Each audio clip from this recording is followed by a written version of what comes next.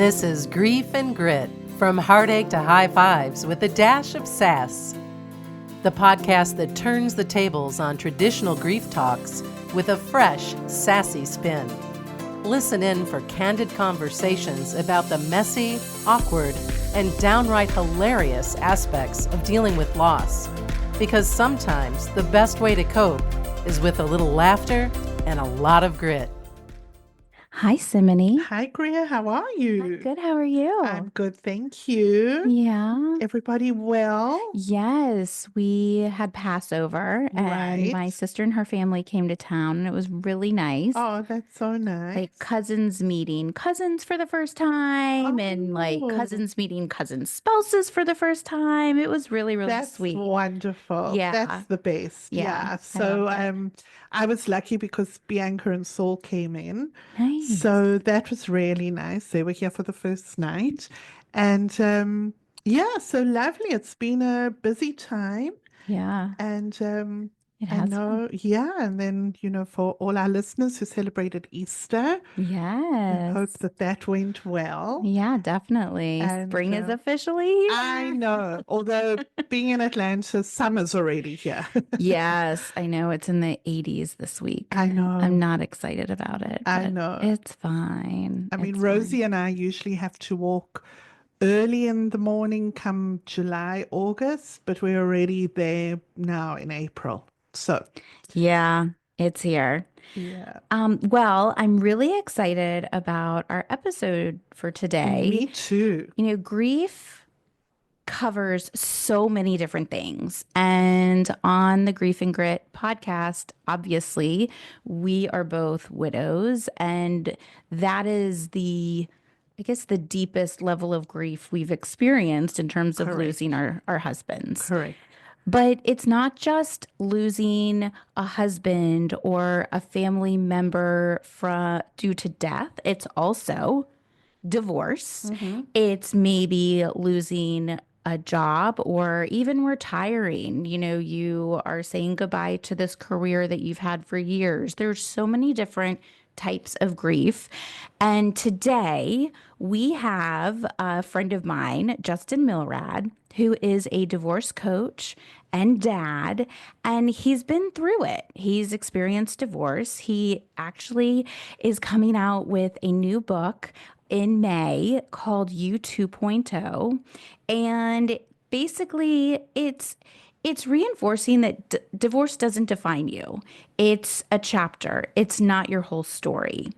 And Justin in this book guides his readers on how to stop fighting battles that don't serve you. It's how to rebuild your identity with strength and grace and to become the empowered co-parent your kids need the most. It's about winning the war and winning your life back.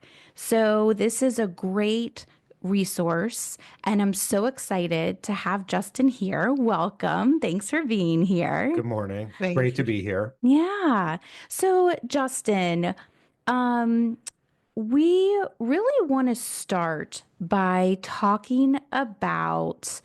Let's hear a little bit about you. You're a dad. How many kids do you have? How long have you been divorced? Just kind of we want the listeners to get to know who you are. Well, my name is Justin Milrad. I'm originally from Toronto, Canada. I've been living in the US since 1996. Okay. I got married in 2008, and I have 3 kids. I have a 15-year-old girl, a 13-year-old boy, and a 9-year-old girl. Okay. Okay. So we were in it. And, the whole divorce process took a little over 3 years, took up a lot of my time and Mm-hmm. energy. And we officially got divorced in March of 2024. Okay. Okay. Why don't you talk to us about the similarities, or let's talk about the similarities between divorce grief and death-related grief. I know we talk about death-related grief a lot. What are some of the divorce grief feelings and maybe triggers and experiences, like how do many divorced folks feel their grief? Like, where does it come from? I think the biggest grief is loss of a dream, right? You Right. get married with good intentions. Correct. No one gets married to get divorced. And you Right. have this vision of, building a family, buying a home, getting old, retiring, and sailing off to in the sunset together. Right. The fairy tale. The fairy tale, and over 50% of Americans go through a divorce at some point in their life. Wow. So, there's lots of different types of grief. Number one, it's the grief of your identity. You put your identity as a husband or a wife, a mom or a dad, a son-in-law, so your identity completely changes, and explodes. There's the grief of what could have been. Yes. You made these plans, you saved up all this money, you bought a home together, you talked about, what the future is going to look like, and that is all, going to be different. And there's a lot of fear, which is tied into grief of, okay, what does the future look like? Right. Correct. There's the grief of the family unit. You're with your kids 100% of the time when you're together, but depending on your custody arrangement, in my case, it's 50-50. I'm with my kids a lot less. So you really have to think about that. And I recently read a statistic that you spend 90 to 95% of your time with your kids between the ages of them being a newborn and 18. Wow. So when you really think about that, that actually gets cut in half. Wow. That's So a huge It's loss. a significant- that- yeah. It's a huge loss. Right. Right. So that's a loss for the parents, but also a loss for the kids. 100%. So the kids, they get very confused, and they see new relationships forming, and they have a lot of grief around that because I think it's pretty natural for kids while they're going through a divorce to hope that mommy and daddy get back together. And surprisingly, it happens more than you would think. I think it's Okay. around 15% of couples that get divorced actually get remarried, Okay. which is a pretty mind-blowing number. Yeah. I don't think that's going to happen in our case. No. And both my ex and I are in, material relationships where we're living with someone new, a couple years past everything, going south. So it's a lot of change for the kids because now they have step siblings Right. and they have someone new living in the house doing things that, their parent used to do. Right. So what surprised you most about the grief that can come with divorce? So I really didn't know how to handle this. I didn't find there were really many books on going through divorce, that helps you with the emotional, the practical, and the procedural side. And I think what surprised me most was we kind of follow a recipe of hiring an attorney, Yes. going through the process, which is, by the way, set up for combat. Interesting. And I built some new friendships. I lost some friendships. That was another part of grief of people that were once part of your support system, no longer being there. But I think what was really interesting to me was in some of my new friendships in my divorce groups, there were people who were 5+ years out who were still kind of stuck. And that's not a place I wanted to be. Right. Because listen, life is short and it goes by quickly, and we don't want our identity to be a divorcee. Correct. And regardless of the cards that we were handed by God, we want to move on and live a meaningful, productive, enjoyable life, and we want to be a role model for our kids. So I think what surprised me the most was how many people were stuck because while they did the procedural work of getting a actual divorce, they didn't do the emotional work. Right. And that's where divorce coaching came in. I didn't know what a divorce coach was. In fact, my girlfriend, who went through a pretty challenging divorce, she was in such a good mental space. And I once asked her, I said, I'm surprised based off of everything that happened that you kind of bounce back so quickly and so strong with such conviction, and you're mission driven and you know what you want in life. And she said, well, that's because I had a coach. And I'm like, Wow. what kind of coach? And she said, a divorce coach. And I had never heard of that before. Okay. And I was near the tail end of my divorce at that point. And for 3 years I was stuck. And I wasn't really moving on. And I hired a divorce coach. And it really helped me move through the process very positively and very quickly. Wow. So I wish I had known about that before. Right. But people are in grief, and it really consumes their identity. Absolutely. And I think that brings us to the point where you say about a divorce coach. There is such when people think of grief, as Greer said in the beginning, it's automatically about death and loss. So there are so much out there that, so many resources for losing someone. But I think, yeah, to your point, that's very interesting that there's not that kind of support group set up, support system. And I think what's really interesting is, the default is, oh, go see a therapist. Yeah. Which is super important. I think the big difference between a therapist and a coach is the therapist often gives you tools to manage your stress and anxiety and grief. They often look into and help you manage trauma. Whereas a coach, so they spend a lot of time in the past. Yes. And a coach sets you forward. And a coach talks about, well, here's where you are. This is the hand you were dealt. Yeah. Where do you want to go? And let's come up with a plan of how to get there. Yeah. And they kind of act as pseudo therapists, although we always suggest that you have a therapist as well. But I think that's a big difference. And I think, when you talk about grief in general, regardless of what type of grief it is, at some point you have to make a conscious decision of, I've grieved. The past is what the past is, and I have to make some decisions about the future, not forgetting about what happened, but it's still important to move forward productively and then come up with that plan and make the conscious decision of moving forward. Exactly. And one thing I once heard Tony Robbins say, which I love, is that you can't be happy and sad at the same time. So pick a choice. Yeah. You can choose to live in grief, or you can choose to move forward. It's interesting because I feel like on my journey, I keep focusing on choosing joy.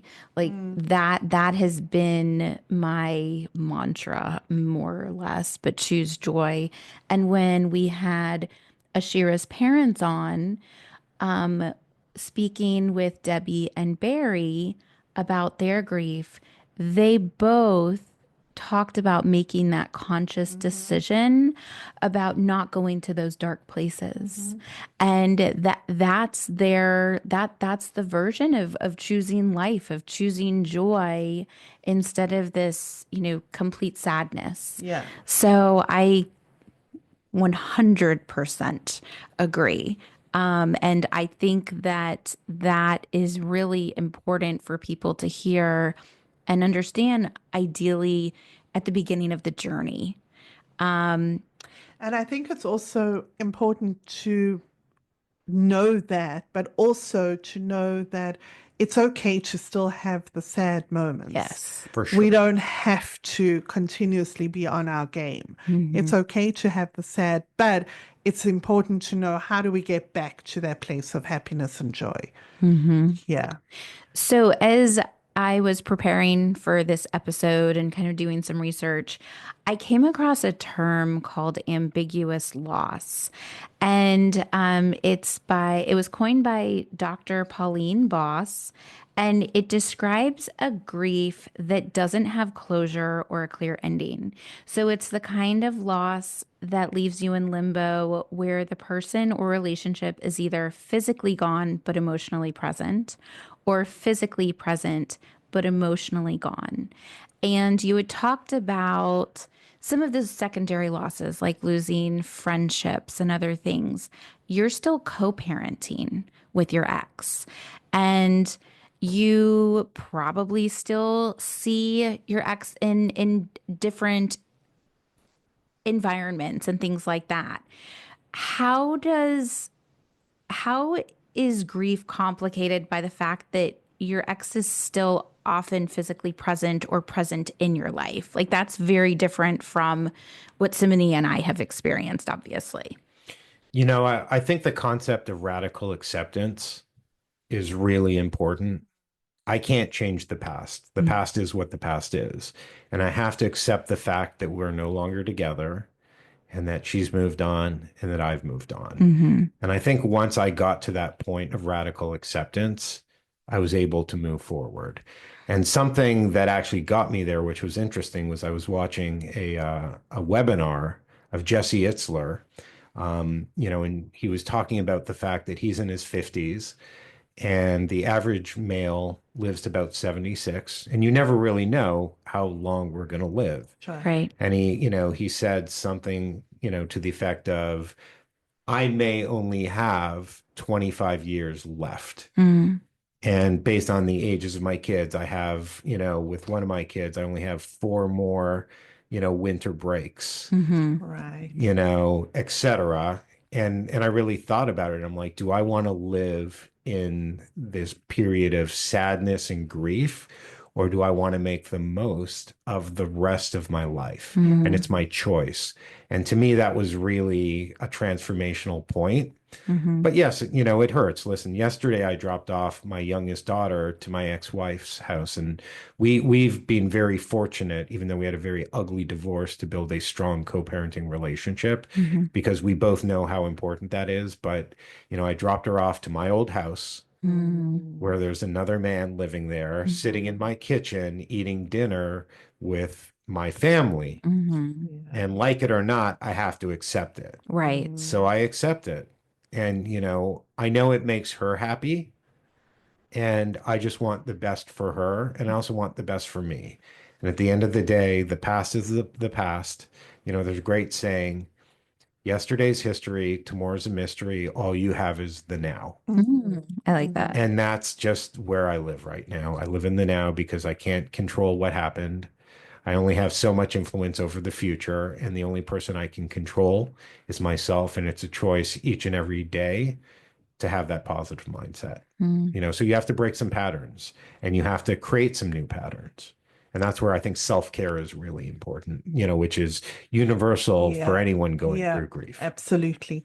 So that kind of leads us into the question of how do you support people in rediscovering their identity post-divorce, especially those who were married for a long time? Like as part of your divorce coaching and maybe even what you experienced, like how does that work? Yeah. So, each client is different. So we kind of look at their journey. We try and figure out where are the biggest points of pain and where are the biggest opportunities for joy and happiness. So, one exercise I do with everyone, there's scientific evidence that gratitude puts you in a better space. And I ask all my clients, I'm like, for 10 days, just humor me, do this. Write down and send to me every morning through a text 3 things that you're grateful for, 2 things you're going to do today that is on your to-do list, and 1 thing you're going to do to bring yourself joy. I like Love that. that. And I hold them accountable. If it doesn't come, I call them and I'm like, where's your text message? Yeah. And, they notice very quickly that it makes a difference. But we find out the areas of opportunity. I also share with them success stories and I give them homework. And I think the homework and reflections are really, really important. And often we use the hero's journey, I'm not familiar. model, which is, it's used often in writing for movies. Okay. Oh, It's like the world is great. Oh, got and it. something terrible happens. right. Okay. The world falls apart. And then slowly, It becomes you great build again. back and there's a happy ending and you sail off into, a beautiful sunset. Okay. And we talk about what that sunset looks like for them and what are the steps necessary to get there. And, we identify the major issues and points that are painful and that make them grieve, and we try and minimize them and find some happiness and joy. Words that you use, whether they're affirmations or not, make a big difference. So one of the things I ask my clients to do is upgrade their vocabulary. Right. Oh, I like that. Okay. And we talk a lot about the victim mindset, and I'll be the first one to say, I was a victim. I legitimately was a victim, but I also lived the personality and identity of a victim for a long period of time. And I didn't really make any progress until I decided that I will not be a victim. So that's part of what we do with the clients. And, a big part is doing your own homework, holding them accountable, giving them tasks, and checking in often. And is there a time frame? Is there a certain, we always say there's no timetable to grief. Yep. Everybody grieves in their own time, in their own way, and gets to the end result, hopefully, in their own time. Is this like a certain steps, and it's done after a certain amount of time that they reach their goal? So it's interesting. It depends on where they are in the process, because Right. sometimes they're just contemplating divorce. And the big question is, do I really want a divorce? And if I can help them make a decision where they feel there's hope to give it a second chance, I always say, try and save your marriage if there's any interest and realistic outcome that you can save your marriage. Many people aren't there, but it happens. So it depends where in the process they are. I think the earlier they come, the more we're focused on the process of divorce, Right. because they have to get the wheels in motion and there's timelines that they have to meet. And then we start thinking about other things that are part of their new life. Like, for example, financial is a big piece. When anyone who gets a divorce, 9 out of 10 times their financial situation is worse than before divorce, because you were sharing expenses. Correct. In my own divorce, and we were doing well financially. Now I question whether or not I can retire. It was certain before, and now Right. it's uncertain. I think I'll get there again, but you got to build back. So, what I do find with my clients is they make very rapid progress. And it's interesting with my girlfriend, her divorce coach, over a period of time when she was like past the really hard part, became a life coach. And then after she was her life coach, she became her business coach. Oh, wow. Interesting. So it kind of evolved. Wow. Yeah. But what's so interesting is how quickly people make progress. And a lot of it's like, none of it's really rocket science, but it's putting structure and ideas and having a thought partner. And that was really missing for me during the process, because I was grieving by myself. And, friends and family, some don't show up at all. Right. And then others do show up and they have no idea what to say. Correct. And then sometimes they say the wrong thing and you're like, I just don't want to talk to anyone. Yeah. So it's very lonely. Yeah. So on that note, how can a person's support system properly show up for them? I mean, we're always talking about ways that people can go and support someone after the death of someone, but what about through divorce? I mean, Listen, it's tricky. Yeah. I think checking in and just seeing how they're doing. Is there anything I can do? Do you want to talk? I'm an open ear. I also worry about people who give opinions who aren't qualified. They've never been married or they don't have kids. Correct. And, they'll tell someone to cut off all communication, put up every boundary possible, which sometimes that's the right advice, but in many cases it's not. Correct. And I think, when it comes to divorce, the most important thing, if you have kids, the number one outcome is to be strong, effective, and loving co-parents. You don't have to be friends with your ex. You have to be respectful. But at the end of the day, kids will do better if their parents, get along. Yeah. So I listen, it's super tricky, but I think showing up is really important. Sometimes people pick sides, and that's Right. painful. Yeah. One of my best friends, we were a couple friends, and he just didn't want to deal with fighting with his wife over who gets who. And he just, he went over to the other side. Wow. And, Yeah. I'm not saying that you have to pick sides. You can be friends with both, but Mm-hmm. it really hurt. Of course. You know. And I think also there is a misconception for sure that divorce is choice, that you can't be so sad because you choose it without knowing your whole story, the other person's story. I think that that's what people feel. Well, they made the choice and, they don't need as much support. Do you find that? Yeah, I think so. And I think what's That interesting judgment. in divorce is often it's not, there's two people in the relationship. It's one person's choice, Correct. and the other person gets thrown into it. Mm-hmm. And they get very angry and bitter, and they want to fight and they want to hurt the other person. And they're like, well, now because, so and so made a choice, my life is up in, is in shambles. Right. So yeah, it's tricky. And then in all fairness, during this time period, it's what I talked about. It's what I did. It was my life.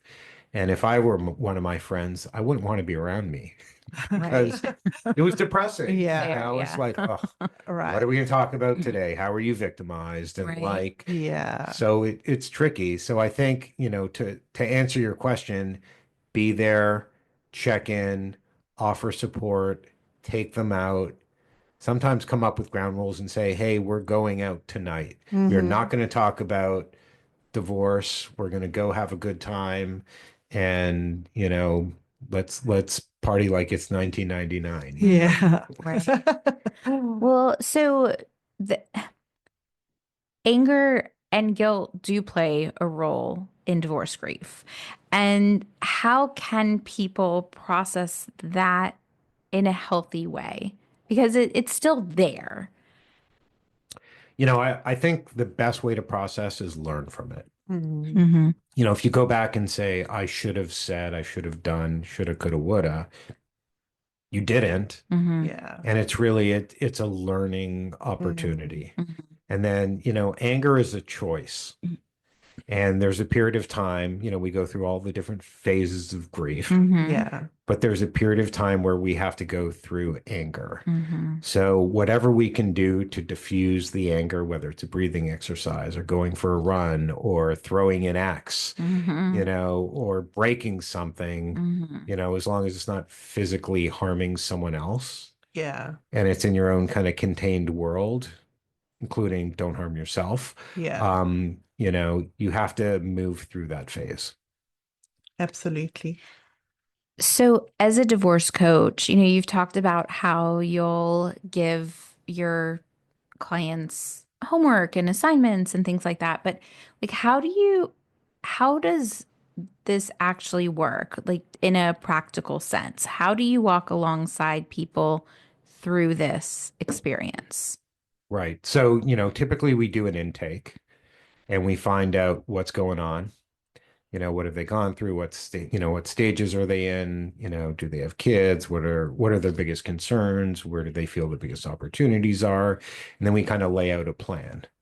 And we kind of do in combination, we do the procedural side, which is, the business of divorce. That's like creating a marital balance sheet. It's about filing papers. It's Yeah. about communication. And then we go through the emotional side, Mm-hmm. to process your grief, to paint a picture of the future, to write letters to yourself, to write letters to your ex and not send them. And we get a lot of it on paper, and then we have a lot of discussion through it. And we Interesting. start connecting the dots slowly. Okay. And, it's tricky to do all of it at the same time, but, if you're separated, you still have childbearing responsibilities. Sure. So sometimes, depending on the relationship, you have to put guardrails in there. Mm-hmm. And you have to have conversations of this is what co-parenting is going to look like. And, sometimes you'll call in, the ex, and you'll come up with an agreement of, here's what co-parenting is going to look like. Here's what we're going to do. Here's what we're not going to do. And you put in kind of like a temporary order of, this is what we're going to do until we figure out everything for the longer term. Right. And then I check in with them frequently, so every day or two, I give them homework, I give them videos to watch. I have workbooks. And, if they don't do the work and I can't get them to do the work, I'll drop them as a client. Yeah. Because I know it won't be effective. Not right. Right. But I can say with as humbly as I possibly can, those that do the work improve significantly very quickly. Right. I'm sure. And I think that's grief in general. Like, it takes work. It takes work. It's not, again, the work that even does. it takes to choose happiness and joy. I mean, that conscious decision, that is like pulling up your pants and like walking out that door with your head held high. Like, none of that is easy. Yeah. And something that we talk a lot about with widowhood is grief brain.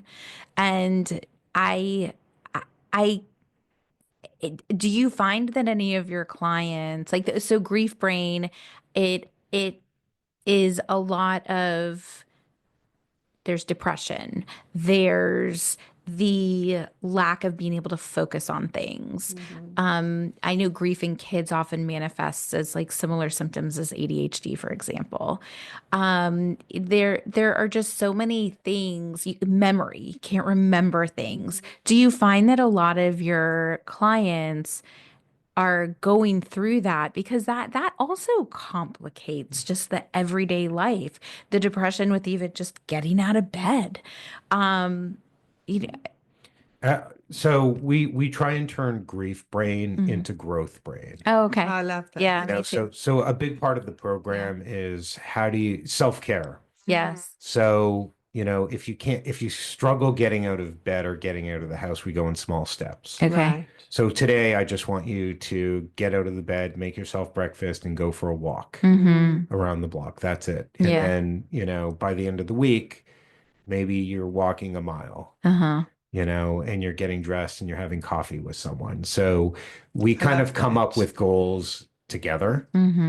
But it's, and we always talk about the growth mindset. That's why I call the book You 2.0. I Yeah. love that. And, if I look back at me, not my marriage, but if I look back at me having gone through divorce versus not having gone through divorce, I think I'm a much better version of myself. And I had to go through this traumatic life experience to get there, because the reality is, and I think most people feel this, you're on a hamster wheel. Absolutely. Right. Every day you're just running on that hamster wheel. I got to get dressed, got to get the kids ready for school, got to go to work, come home, got to make dinner, got to get the kids to bed, got to spend, 30 minutes, watching TV with my spouse. And then we go to bed and, rinse Wake and up and repeat do it over again. and over and Exactly. over again. Right. Yeah. So I think, having gone through this, I've kind of gotten off the hamster wheel and I've looked at my life with real perspective. And I've thought to myself, well, here are all the opportunities and things I'm missing out on, and I think the hardest thing for me to learn, and I learned this from my therapist, is you have to put yourself first. Yes. That's Oh my the gosh. hardest thing to do. It's so hard, and it feels so selfish, but it's actually the most selfless thing you can do. Correct. Because a healthy version of me is the version that I show up for my kids, that I show up for my clients, that I show up for, my significant other. And it just makes me so much happier. I'm not that I wasn't a happy person before, but I'm a much happier, fulfilled person. And I knew you before, and did. you always seemed very happy and fulfilled to me. So like that's huge. I mean, that's huge. Yeah. And, frankly, I became a divorce coach because I feel like the system is broken and I saw how it really helped me. And I want people to be in their best state ever. Mm-hmm. And I always say to the clients when they're going through their intense pain, I'm sure you felt this when you went through your pain, Mm-hmm. that you're going to look back a year from now, 3 years, 5 years, and you're going to look back at the growth that you went through Yeah. and Absolutely. pat yourself on the back because Yeah, you're living a much absolutely. more meaningful life. 100%. 100%. And I think that brings us to the point that we made earlier about being stuck. Yeah. Mm-hmm. If we can become unstuck, and if we, I always think I'm privileged enough that I was able to want to be unstuck, Right. that I have created a beautiful, fulfilled, meaningful life that is very rich on so many levels. Mm-hmm. So yeah, to that point, Love that. absolutely. And Absolutely. I'm coming up on 4 years, which is Yeah, crazy. I mean, amazing. That it's is in crazy. not 9 days, 10 days. Yeah. So with all of that, I look, I am happy. I mean, Yeah. do I wish Jared was still here and that we had the life that we had created together? Of course, but Course. I am happy. I am, I it was hard to be able to get to the point where I could say that while I was choosing joy and happiness. I was not always happy or joyful, but after going through and doing the work and, feeling all of the feelings and putting myself first. It used to drive me crazy when people would say, you have to put yourself first. I'm like, first of all, I'm a mom. Like mom, that's not something moms do. Like we can't do that. Right. And then it's like, okay, and I'm still working full time and I'm a widow. Like, yeah, thanks, but like, no thanks, not helpful. But like once that analogy of putting on that airplane mask, it finally clicked. I realized I did need to take time for me because I was not a great mom to my kids for a short period of time. Like I wasn't fun. Like 3 and 4 year olds, they want they want a mom who can tickle them and be silly. And I remember when I was looking, I actually hired a parent coach to help me through all of this. And and one of the goals that I gave her, was that I want there to be more laughter in my home. And we have that now. And again, it's like looking back, I hoped I would get to this point, but I didn't know how. And it's possible. It is And I possible. think what's important, and I think you'll agree with this, is give yourself grace. Like Yes. Exactly. Oh my God. you Yes. it's so hard, and you're not going to show up as the best version of you for a period of time. Right. And that's Exactly. okay. Right. You know, if you have to walk away because that beats yelling at your kids. Right. You know, and if you're going to play a game with them and you're only playing 10 minutes instead of 30 minutes, they're still going to remember that you played with them for 10 minutes. Yeah. So you have to give yourself grace, and you have to be okay that you're one person now. You're not going to be able to accomplish as much. Right. And that's okay. Absolutely. And I remember my eldest daughter saying to her 3 siblings, she said, just remember this is mom's first time living life as well. She doesn't know everything, and she's not going to get it right all the time. And I think that was like, oh yeah, this is my first rodeo. And you Yeah. learn so much from it. Yeah. Yeah. Okay. So in terms of moving forward, how do you know when you're ready to date again or even just open up to that joy again? You know, it's a commitment, and then you have to decide what is it that you want. Some Okay. people just want companionship. And I think as long as you are comfortable and honest with someone else, because what I actually learned going through this is some people just want to hang out. Like my kids are at a certain phase. I can't bring someone else in my life, but Right. I want someone to hang out with, go see a movie, go for dinner, go on a hike, disappear for the weekend. And that's okay because relationships are a little messier now. Right. Right. Right. So that, but that's a real thing, you know. I think you have to be able to dip your toe in the water, and I'm not sure you'll truly know until you do it. Okay. So set up a coffee date first. And Yeah. if that goes well, set up a dinner date, a movie date. And, just talking to people I think is really nice. But set your expectations with someone, be open and honest. And, I tell people to try and grieve as much as they can, but also radically accept that you're not going to get back together and go out with someone just so that you still have your mojo. Right. That's fair. True. As long as you're transparent, Right. because what you find really quickly is, number one, you still have your mojo. Number two, it's nice to talk to other people and get to know each other. And it's part of the recovery. Yeah. I went out with some women and we would just talk about what we went through. Right. And they were our people. Yeah. Right. And something may not have happened between us, but we built a friendship Yeah. and we had someone that we could talk to. Right. Right. So I think that's really important. My personal advice is try and get yourself into a state where you can, go out with other people and potentially date sooner than later. Don't wait years Okay. because time is ticking away. True. Life is short. Oi, oi, Yeah. oi. I know. Guys looking at me. Similarly. And Trying to get out there, girlfriend. I think, listen, I found someone truly extraordinary, in my life. And I met a lot of truly extraordinary women. And I didn't realize what happiness was. I wouldn't say I was unhappy in my marriage, but I wasn't happy the way I am now. And That's I don't amazing. think that would have happened had I not gone through this traumatic experience. Correct. Right. But also, it wouldn't have happened if I didn't do the work. Right. Yeah, absolutely. Doing For the sure. work is so key. Absolutely. It is. Yeah. So for listeners going through a divorce right now, what's one piece of advice you'd give them? Move forward Yeah. each and every day, even if it's a small step, just keep moving forward. Do not stop. A friend of mine who was a triathlete, I asked him how he does all these races and what advice would you give to someone? And he said, never stop moving.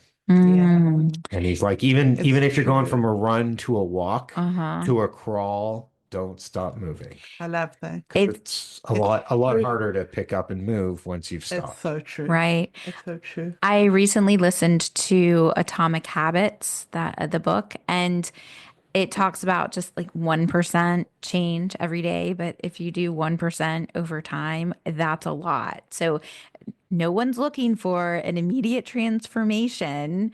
It takes that work, but just a tiny bit of work each day, like getting out of bed, go have breakfast, walk outside your front door, walk to get the mail, for God's sake, and then if that feels good, maybe don't even get the mail and just keep going. It's those little things. So Patterns and routines. And Yes. I love that book, Atomic Habits. And, I read that while I was going through my divorce. Okay. And small things. I made myself checklists of things I have to do every day. So like, for example, pick my clothes for the next day and lay it out. yeah, Drink a glass of water in the morning, so self-care will help you move forward sooner than later. So, never stop moving, self-care, positive attitude, and find your people. And I think what you give people, Justin, is first of all authenticity, because you have walked the walk, so you can talk the talk. And I think also accountability is always so huge. Having that person that you're accountable to. And I think you certainly give that to, your people. And that's number one, that, well, I can't screw up because Justin's watching me and I need to reply to his text and I need to tell him I did all this. And that helps. So I think for people to have someone that they're accountable to I need that in working out. I hate the gym. And it sounds crazy, but so I don't go to the gym. I tried to go to the gym and I just couldn't.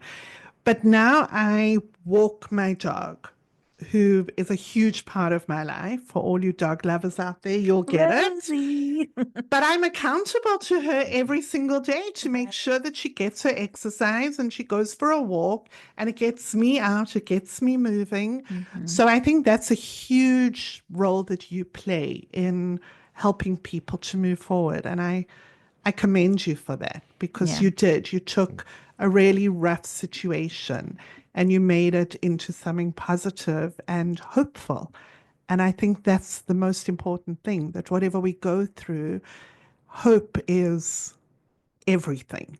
And to give people the hope is everything that you're doing. Well, thank you for that. And my clients joke with me sometimes. They're like, I got it done today because I didn't want to disappoint you. But the truth is, like Atomic Habits, you make small Correct. improvements Yes. every day. You start feeling better. And one Right. day you just look out and you're like, I'm tapping my toe. You know, Yeah. you know what?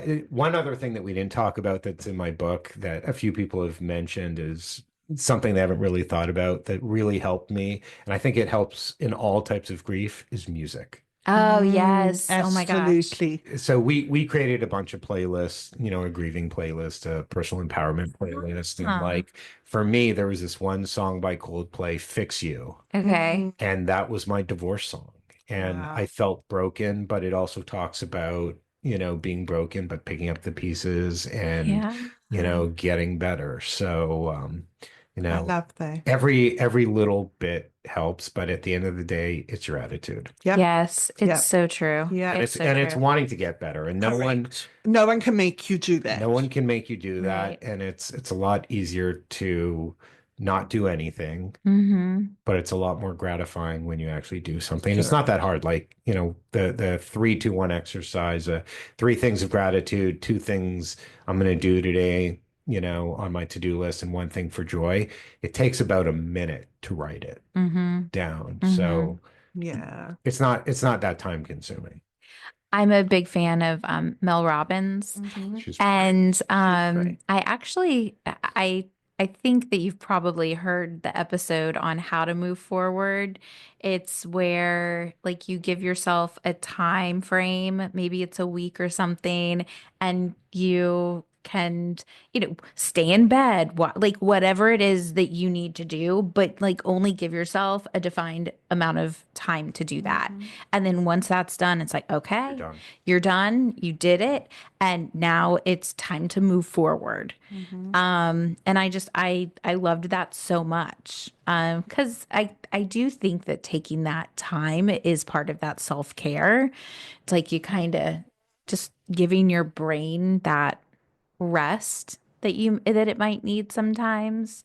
Um, One question I have is, and this is something we talk a lot about in the widow world, but for those supporting a friend going through it, what should we not say or do for someone who is going through a divorce? Um, it's tricky. You know, I don't think you should talk badly about the ex Oh. if they're not a bad person. Mm-hmm. Because ultimately your friend has to co-parent with them, and they're going to be a family just shaped differently for the rest of their Right. lives. Right. True. Right. That's so true. Yeah. You know, I think also unhealthy behaviors, like let's go out and get drunk or high, probably isn't productive. Right. Um, It's masking things yeah. instead of doing the work. Yeah. Yeah. You That's- know, and sometimes oversharing Mm-hmm. and gossiping. Yeah. That was a big issue in our divorce, just, you know, because we're pretty involved in the community. The gossip train Yeah. was awful. Oh, yeah. And I was guilty for that too, you know, as was my ex, because I was angry. Of course. And over a period of time, I learned about the 90-second anger rule. which What is was that? Put on your timer, be angry for 90 seconds. And once your timer goes off, you know, you could, you know, jot things down, you can punch pillows. Right. But once your timer alarm goes off, you're done You're for the done. day and move on. Wow. I would like that. Yeah. It's like that Yeah. releasing that negative Yeah. energy. I love Yeah. that. Yeah. Well, that's great. So, my last question, what does grit look like in the context of divorce recovery? Because, I mean, none of this is beautiful on our side of the table. So, yeah. I think grit is doing the work. I think every morning you wake up, it's a blessing. Mhm. And, we didn't really talk much about God or a higher being. Mm. And, for me, part of my grit was the story I told myself, which was this was how my life was written to be. Okay. Don't let a tragedy go to Right. waste. Right. Yeah. What can you learn from it? Yeah. I love And that. if you get knocked to the ground, just I stand love up that. after, Yeah. get the dirt and rocks off you Mm-hmm. and just stand up and keep moving forward. I Yeah. love that. And don't let it be your identity, Right. because the minute it's your identity, you become somewhat of a pariah. Yeah. And that's not a healthy place to be. I love that. And I think as more and more time passes, you talk less and less about it. Mm-hmm. For sure. Yeah. Yeah. Yeah. But just keep moving forward. That, to me, that's grit. Yeah. No, Yeah. there is a lot of grit in what it requires to move forward. Um, thank you. How can people find you? So they can go to my website, www.reclaimandreboot.me. Okay. Reclaimandreboot.me. They can call or text my mobile phone Okay. at 404-353-5175. Okay. Social media, Okay. LinkedIn. Okay. Awesome. Yeah. Well, Very thank cool. you. This has been so wonderful. Yeah, it has Thank been you. very, very helpful for me. Yes. And So, very, yeah. yeah. So thank you so much. Thank you for what Thank you do. I you. think this is so important.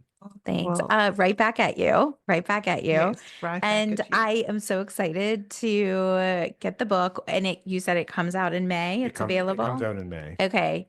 So, It'll be yeah. available on Amazon. Perfect. And, there'll be a workbook as well. And if you Okay. go to the website, reclaimandreboot.me, there'll be a link there as well. Okay. Well, when it's available, we'll have to do a post on our socials so that, Yeah, for sure. people can find it easily. Awesome. Amazing. Thanks so much, Justin. Thank you. And to all of our listeners, thank you so much. We hope that this was helpful. And we look forward to the next episode. You know where to find us: Facebook, Instagram, soon to be TikTok, Substack, maybe a Spotify. website. Who knows? Spotify. One of these days. All your platforms. That's right. So we'll speak to you soon. Thank you. Take care. Take care. Bye-bye. Thanks for listening. If you love what you heard, please follow Grief and Grit and share our podcast with your friends and family.